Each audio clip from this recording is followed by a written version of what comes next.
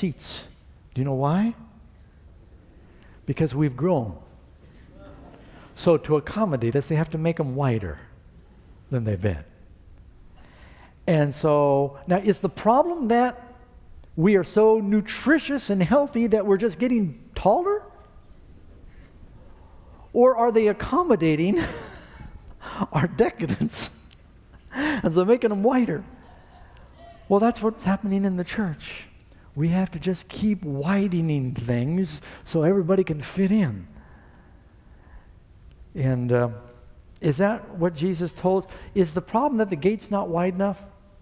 Or is it that our lives maybe need to change? You know, the way to get in the gate is you got to unload all the extra stuff that we're trying to carry in the gate with us. I remember just this last week I stopped at the store to buy a bottle of juice. I almost never buy soda or juice. I learned from Karen a while back. She said that, you know, most of the people get their calories from what they drink. They're drinking their calories. I saw a program this week that someone called, they called soda pop liquid candy.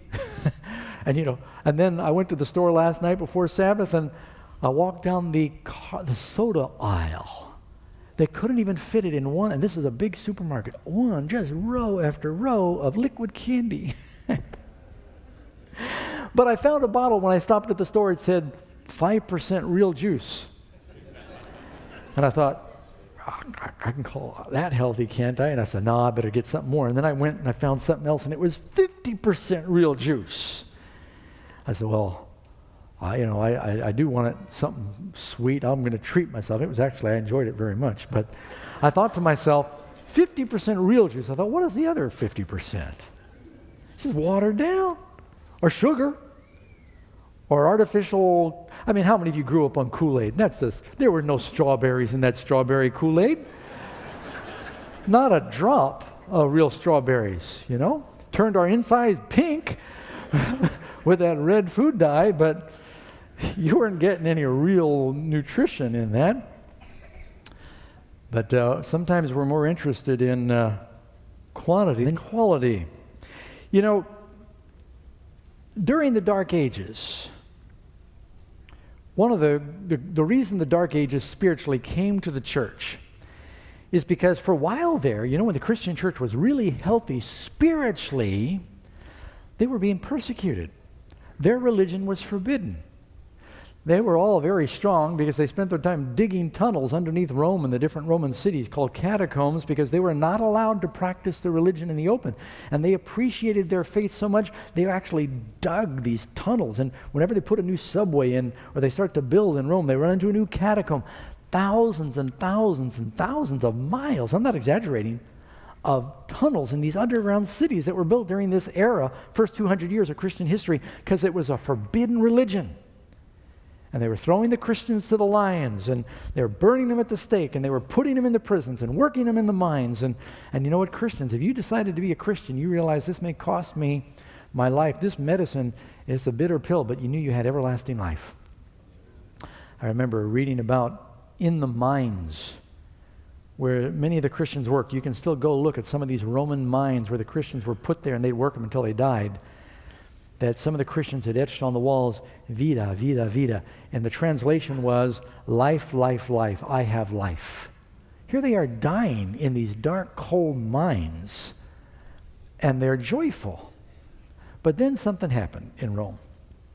Constantine, needing to swell the ranks of his empire, because there was a civil war between him and Maximus somebody, they were all Maximus back then. He had a war, and he ostensibly said, I've had a vision, I'm now supposed to fight under the sign of the cross. And he didn't know practically anything about Christianity, but they painted some Christian symbols on their swords. He told all of his soldiers, he said, we're to fight under the symbol of the God of the Christians now. And many of them marched into the Tiber River for this battle, and they were all pagans, and all of a sudden they figured they were Christians when they came out the other side. But they really hadn't been taught. And when the emperor decided to tolerate Christianity, and he said he was going to conquer under the sign of Christianity, Constantine himself was not baptized until just before his death. But all of a sudden it became the in thing to be a Christian because they'd been impressed. In our culture, sometimes what is bad is suddenly called good among the young people. Everything bad is sort of cool. Well, Christians were like outlaws. They were forbidden. All of a sudden, the emperor says, yeah, Christians are okay. Everybody wanted to be a Christian. And it became very chic to be a Christian. All these Christians came pouring, all these pagans came pouring into the church saying, I want to be Christian, I want to be Christian. And the pastors, they didn't know exactly how to handle it all. And some of them said, this is wonderful that the pagans are coming. God is doing a wonderful thing. And they said, we ought to make it easy for them to come. They've got to make a lot of changes. Let's not make it tough on them because things might go back the way they were when we were persecuted. Let's make it easy on them. Christians, they were idols everywhere in Rome. Matter of fact, one historian said there were more idols in Rome than Romans. They had idols of everything. And the Christians all came to the priests, the pagans all came and said, we want to be Christians. What do we do with all our statues? And some of them said, throw them out. And they said, what? Wait a second here. And the other pastors were saying, well, wait, go slow. We got to bring them in slowly. Tell them to give Christian names to their idols, and we'll take care of it later.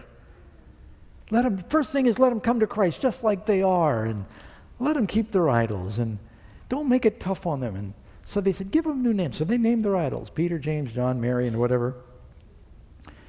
And a lot of these pagan practices began to come into the church so that in one generation, just about 100 years, Christianity became the commingling of paganism and some scripture.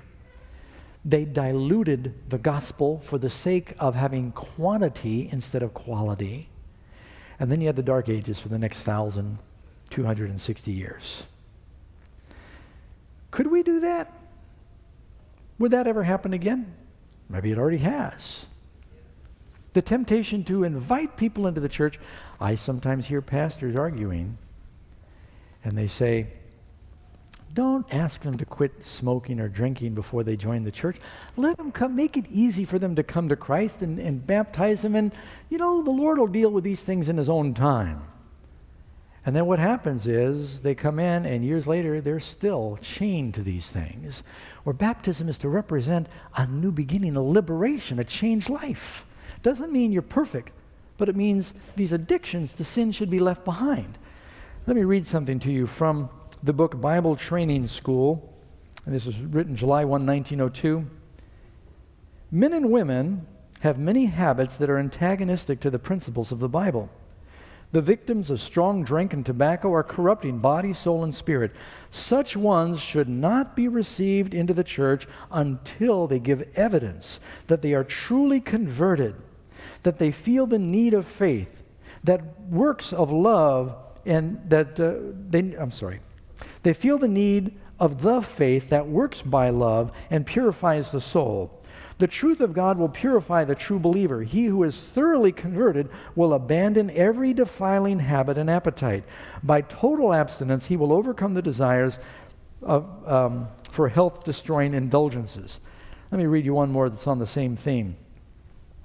Our churches are becoming enfeebled. Now, this was written in 1904. This is the Review and Herald, October 6, written in 1904. Our churches are becoming enfeebled by receiving for doctrines the commandments of men. Men are received into the church, and this means women too. Many are received into the church who are not converted. Men and women and children are allowed to take part in the solemn rite of baptism without being fully instructed in regard to the meaning of this ordinance. Participation in this ordinance means much, and our ministers should be careful to give each candidate for baptism plain instruction regarding its meaning and its solemnity. Let me tell you how this works. I've been in this conference for 25 years now, Northern California. Been a pastor here.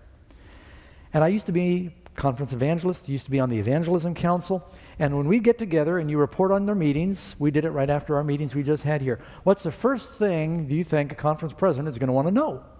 How did the meetings go? Good. Well, that's great. So how many were baptized? After all, we gave you a sizable budget. We'd like to see some results. And I would ask the same question if I was a conference president. Wouldn't you? You want to, well, are we just throwing the money away? Are we seeing results? How do you measure the result? How many are baptized? So what's the evangelist and the pastor thinking? the success of my efforts